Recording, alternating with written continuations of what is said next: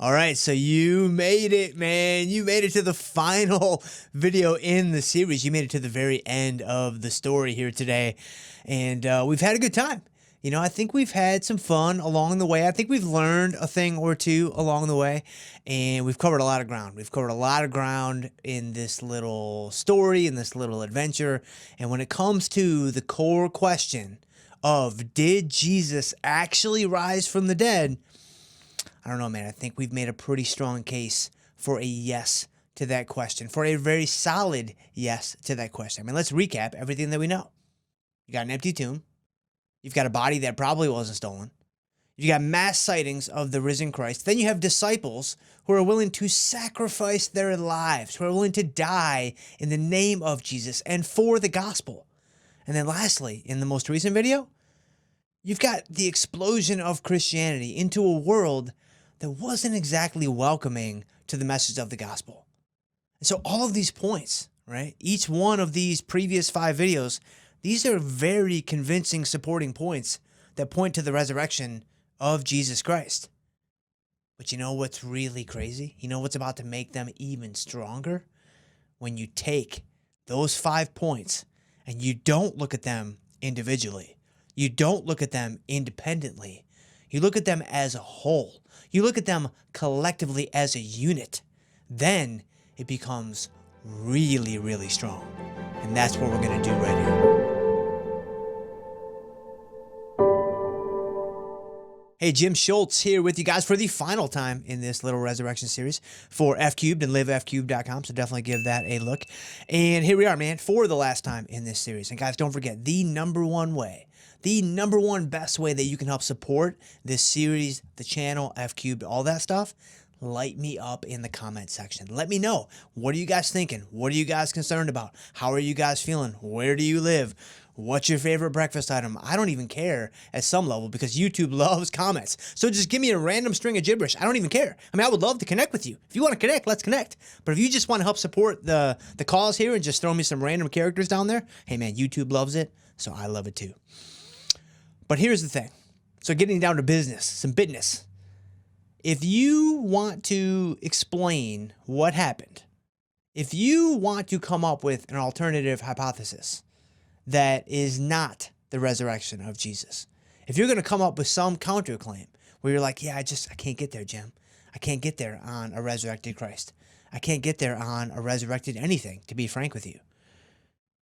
You're going to need to answer all 5 of these things that we addressed, right? You are going to need to come up with some claim, some hypothesis, some theory or set of theories that explains all 5 of the things that we've covered. And there are even other things that we didn't even cover necessarily. I just tried to cover, try to kind of capture maybe the 5 most popular ones. You can't just explain 1 and ignore the other 4. You can't just explain 2 and ignore the other 3. Like you might be thinking, all right, Jim, the body was stolen. Like tomb was empty, fine. But somebody snatched that body. All right, like that's pretty weak. Like we talked about that in video 2. That's really, really weak, right? But I got you, boo. Still, you got to explain the mass sightings, right? Still, what about the martyrdom, right? Still, what about the explosion of Christianity, right? You're going to, just resting on a stolen body really falls flat on those other 3, right? It really fails to account for those other 3 things, which in my opinion, the mass sightings, the martyrdom, the explosion of Christianity, those were maybe the strongest points of the whole series. And it basically was like 60% of the series, but nevertheless, right? I mean, the disciples dying for their faith, man, that is super, super strong. And you're going to tell me that a stolen body is going to get you off the hook intellectually for answering this question? I don't think so, man. I really, really don't think so. Maybe when it comes to the mass sightings, you're like, Jim, it's simple, man. They were just hallucinating, right? It's simple. There were just mass group hallucinations. That was not the risen Christ. People just thought they saw the risen Christ. People were just dreaming. People were just sleepwalking. People were just hallucinating. That's a very popular counterclaim to the idea of the mass sightings of Christ. Like, okay, but let's back up a step. You haven't explained the empty tomb, right? So you got to go back. You can't just skip over that step and just pretend it didn't happen, right? You've got to explain the empty tomb. And then you've got to explain why the disciples were willing to die for what they believed they saw. You have to explain why the disciples were willing to give up their lives for a hallucination, right? For mass hallucinations? I don't know, man. I can't get there. Right? And then of course you've got to explain the explosion of Christianity, and you've got to explain, you know, all these things that we've talked about, right? And so again, you can maybe try to explain away one, but then you got to come back. You got 3, 4, 5 other ones that you have to address, that you have to talk about. So by all means, do your own research, right? By all means, my intention with this series was not to necessarily be the only resource that you would have for helping you answer this question, right? My intent, my goal, my desire, my hope, my prayer, my dream for y'all, my Memphis crowd out there, use this as a catalyst. Use this as a jumping off point. Use this as a foundation. This is not intended to be, you know, the alpha and the omega of your research. Not at all, right? So do your own digging, but just do yourself a favor. Do me a favor. If you've made it to this point in the series, right, and you've watched all the videos straight through, you haven't jumped ahead, you haven't fast forwarded, you are chronologically, right, intact at this point, you got to do me a favor. You owe me this. You got to be intellectually honest with yourself, right? At this point, you've got to be intellectually honest with yourself. You need something that explains all 3 of these, all 5 of these, all 4 of these, all 6 of these, right? You need something that explains all of these different things that we've covered. Now, you could say the empty tomb and the stolen body are 1. That's not really 2. I don't even care, right? There's a handful of things that you need to explain. Nothing explains all these things. There is nothing out there that explains all these things well.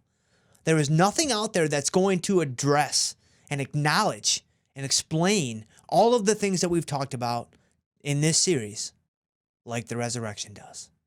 There is nothing out there that addresses all 5 of these points like the simple fact that Jesus was raised from the dead. He is the Lord of the universe. And that alone explains each and every one of these things fully and completely. So J.B. Warner, he's the guy from Cold Case Christianity. I've mentioned him before in the series earlier in some of the videos. He has a really, really great quote that really summarizes everything I'm trying to drive home in this final video. This is a little bit of a lengthy one, but let me go ahead and read this quote. This is from J.B. Warner over at Cold Case Christianity. Every explanation offered for a particular set of facts has its own set of unique deficiencies. Even a true explanation will suffer from some apparent liability. As a cold case detective, right, that's what he did and does, my cases, even those in which the defendant confessed to the crime following his conviction, have always presented unanswered questions and apparent deficiencies. Jurors were encouraged to make a decision in spite of these deficiencies by selecting the best inference from the evidence, the explanation that best explains the facts of the case while possessing the fewest liabilities. J.B. Warner goes on. If we can overcome our bias against the supernatural, this is the key. Let me say that again. If we can overcome our bias against the supernatural, the Christian explanation is the most reasonable and suffers from the fewest number of explanatory liabilities. So in other words, if you can come at this question, did Jesus actually rise from the dead? If you can do this openly and honestly, without a premeditated conclusion, I think you'll also find that his resurrection is indeed the best and only real explanation for all the things we've talked about in the previous 5 videos, right? The tomb was empty because Jesus had risen. The body wasn't stolen because it was on its way to ascending into heaven. All those people who claim to have seen the resurrected Christ, they actually saw the resurrected Christ. They saw him. They touched him. They felt him.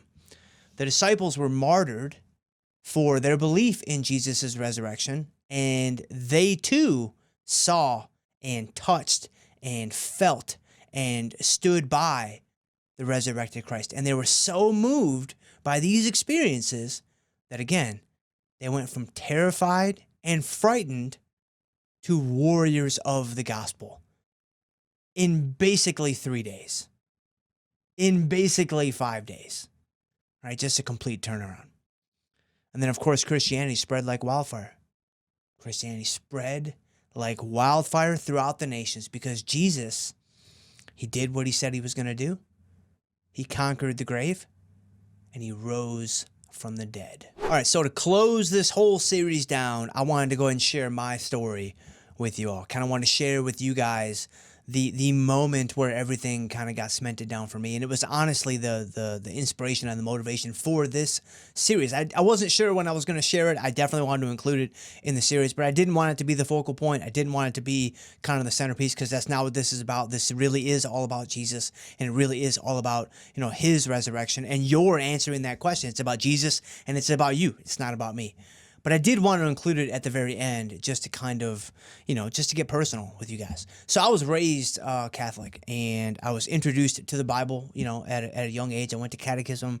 I was confirmed. I did all the things that every young little Catholic boy would do. But we never went to church regularly, and Jesus was never exactly the centerpiece, the focal point of my exposure to the Catholic faith. And, I know a lot of Catholics these days. I've met a lot of Catholics. I have Catholic friends, I have Catholic family members that have a very similar story. The Catholic faith doesn't always put Jesus on a pedestal. It tends to highlight other elements of the faith when not have Jesus as the center point. But then nevertheless, I don't want to go down that rabbit trail because it's a pretty lengthy one. But anyway, that was kind of my upbringing. Then I went to college. I went to college, and, if you had pulled me off the street, I would have said that I believed in God. I would have said that, there was a God, and I believed in God, and I was hoping that I would one day go to heaven and I would be with him. But I really just felt like that meant that I wanted to be a good person.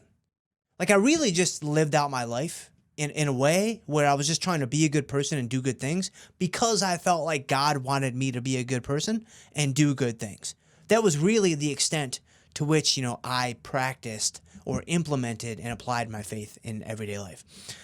Then I went to grad school. So I finished undergrad, and then I went down to Memphis, Tennessee. I went to grad school, and I was still feeling very works-based in terms of my application, in terms of the application of faith into my life. But I was starting to become curious about this Jesus guy. I was really starting to become curious about Christianity, right? Because, again, coming up from a Catholic upbringing, I was like, yeah, but there's this Jesus guy is like a central part of the Bible, man. Like he is like, it's all about him. It seems to be one unifying story about Jesus, right? This was something that I was kind of searching for, kind of back in the day when I started grad school. Now 20 years, 15 years later, I'm like, yeah, the Bible is all about Jesus. That's definitely true. But back then I was kind of searching, and that's what I thought I found and all that kind of stuff. So I'm down in Memphis, Tennessee, and I meet this girl, Autumn, your prototypical Southern belle. I got to know her.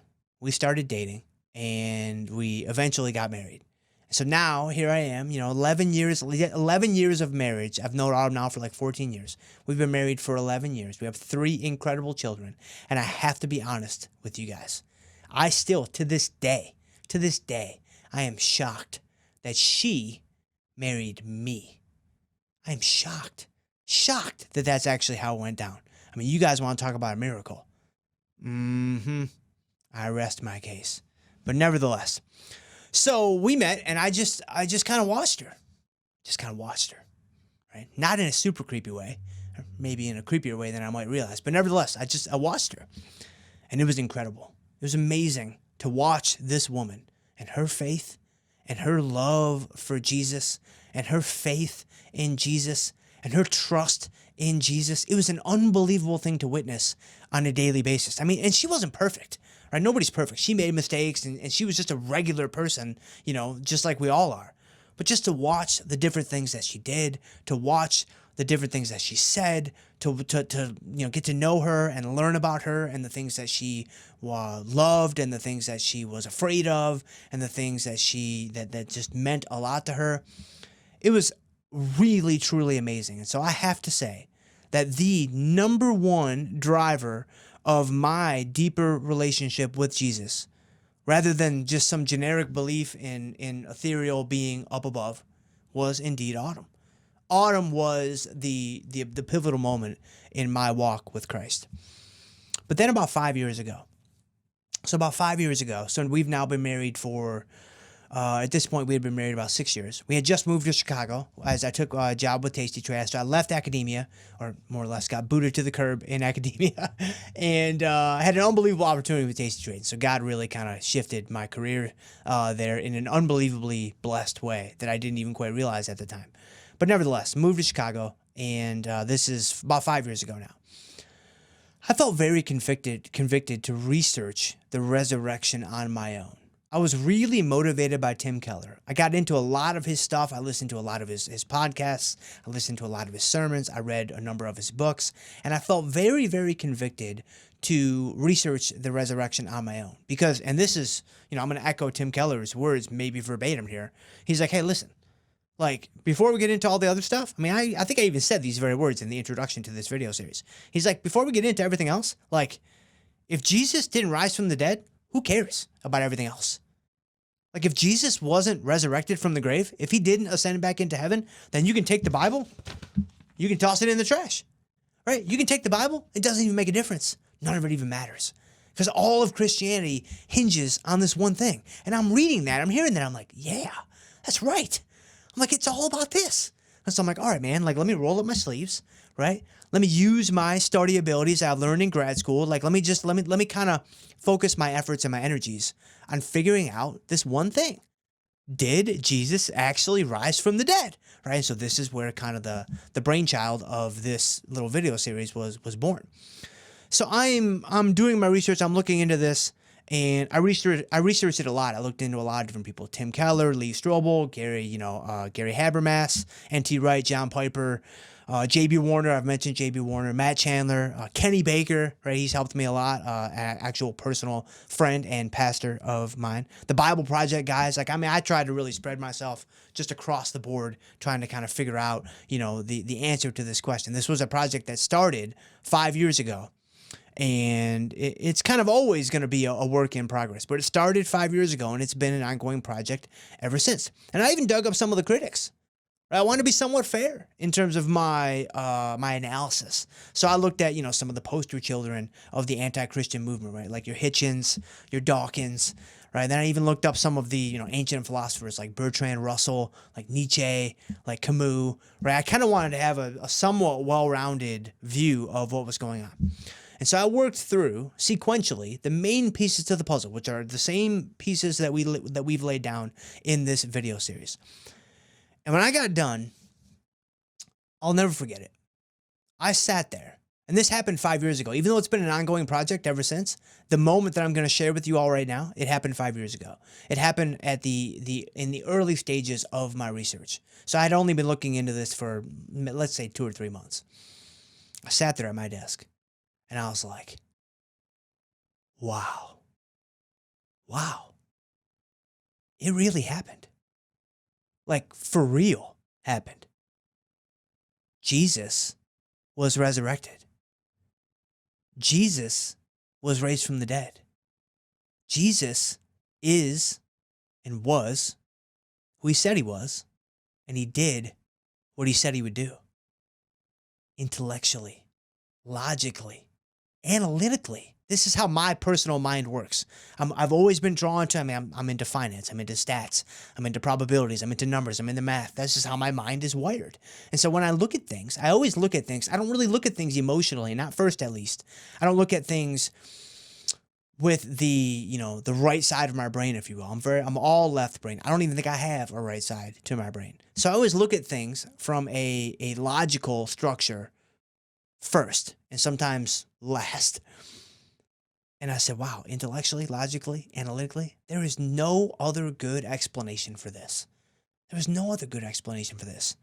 There aren't too many good explanations of these, 5 things independently, right? There aren't too many good explanations of the 5 things that we've covered, right, on their own merits. But there isn't a single good explanation for all of them together.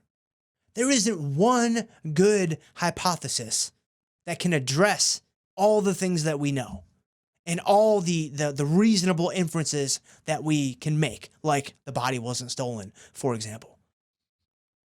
There's nothing out there.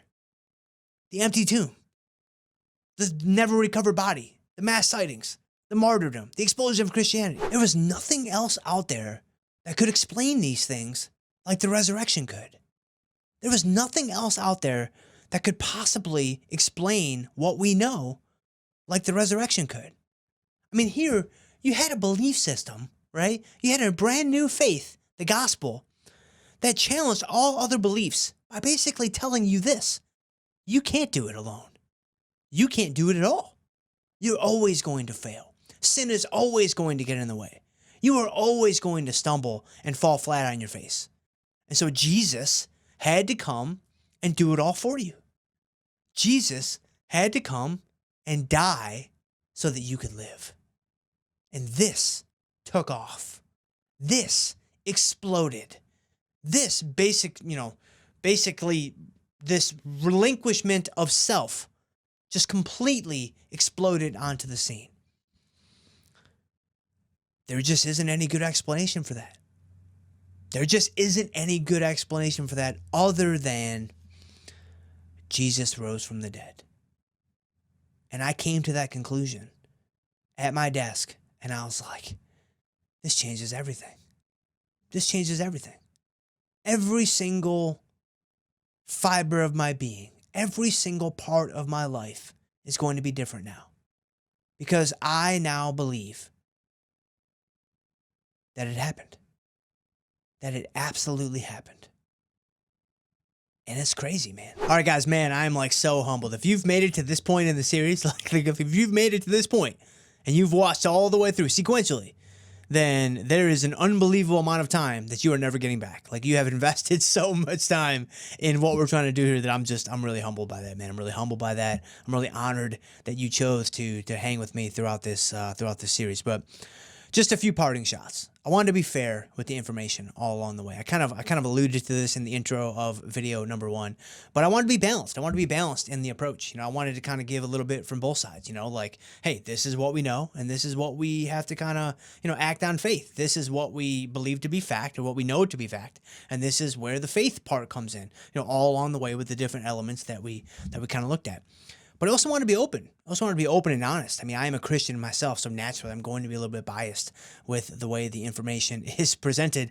And I'm also just a regular dude. I didn't want to try to pretend to be somebody that I'm not. I didn't want to try to pretend to be somebody with, theological training or pastoral experience. Like, no. Like, I am just a schmuck off the street that turned on his webcam, hit record, and said, hey, man, let's get the gospel out there. Like, let's just start talking about Jesus and see how many people, might tune in and kind of, give a rip about what we're talking about. But that's what we tried to do. And my hope, my genuine hope now, is that you feel equipped to begin to answer the question, did Jesus really rise from the dead?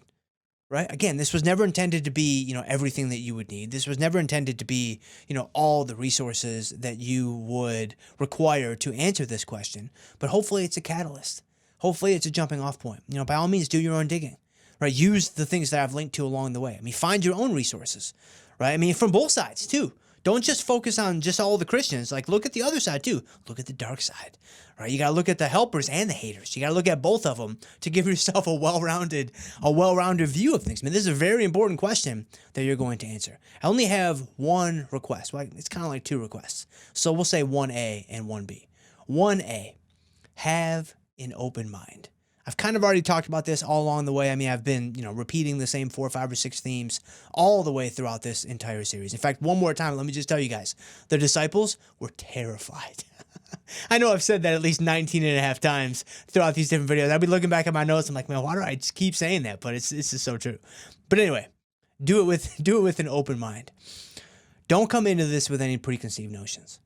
Right? Don't come into this with any premeditated answers to the questions, right? Give this thing a fair trial. Put this thing on trial and give it a fair shake, right? Give this thing, an open and honest investigation. But then number 2, I would pray. I would pray. I would ask God, the God of the Bible, the God through his son, Jesus Christ. I would pray and I would ask him to reveal himself to you. I would ask him to show himself to you. I would ask him to show Jesus to you in your life in a way that only makes sense to you. If you do that, and you do that in earnest, I trust that you're going to find the answer to this question. I trust that you are going to find the answer to this question, and I further trust that it's going to be a yes. I think you're going to answer this question, and you're going to answer it in the affirmative. And if you do, just like it did for me, it's going to change everything. It's going to be a watershed moment in your life when now all of a sudden it's like, wow, you've died to self. You've been born again. You need new wineskins for new wine. All of those things are going to apply to you immediately in that moment. And so I'm excited, man. I'm excited for each and every one of you guys out there. And so, guys, thank you guys. Thank you guys so much. If I can ever help you guys in any way, man, just hit me up. You guys can email me. I'm just jschultzf3@gmail.com. You guys can hit me up on social media. I'm just jschultzf3 across the board, pretty much everywhere. Instagram, Twitter, even TikTok. We're bringing a little thunder to TikTok these days. And LinkedIn. I'm just all over the board, just jschultzf3. And hit this video with likes and comments, man. Hit it with likes, hit it with comments. If you're brand new to the channel, you haven't subscribed yet, then please consider subscribing. We do a lot of different things on the channel. We do faith stuff. We do fitness stuff. We weave in a little bit of finance stuff, but not a ton because I do so much with Tasty Trade.